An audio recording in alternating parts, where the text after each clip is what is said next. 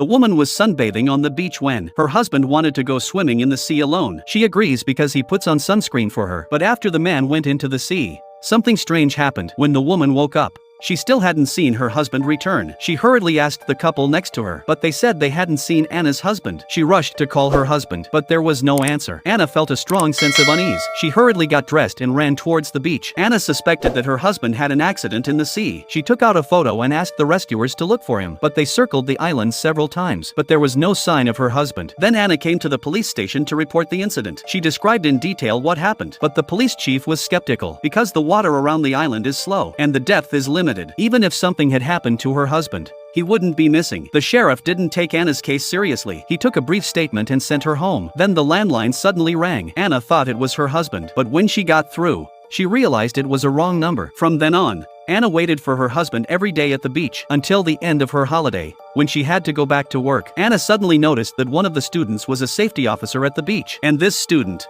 Jack, was always looking for opportunities to approach Anna. He invited her to dinner and invited her to a concert. She knew exactly what Jack meant, but in her heart, she still believed that her husband was alive. Anna would never betray him. Then she told Jack that she wanted him to leave her alone. In the evening, when Anna was at home preparing for work, she found a video of her husband's company party on her computer. One of the women in red seemed to be close to her husband. She was all smiles. Her husband seemed to be happy too. Anna watched the video over and over again. She never heard her husband mention this woman. Anna suspected that her husband's disappearance had something to do with her. The next day she took the video and analyzed it with her best friend. Her friend didn't notice anything unusual. She reassured Anna that it was normal that she didn't know this woman and that her husband hadn't behaved badly. After listening to her friend's analyses, Anna thought she was being paranoid. When she got home, she got a call from the police. They said they found a man's body in the sea and Anna needed to go and claim it. She arrived at the police station in a state of shock. The body was not her husband's. Anna's husband had been missing for months. The sheriff didn't think it was worth wasting time looking for him. If her husband had been killed at sea, he would have been found long ago. Though Anna didn't want to accept the truth, she had no choice but to sign the waiver. When she got home,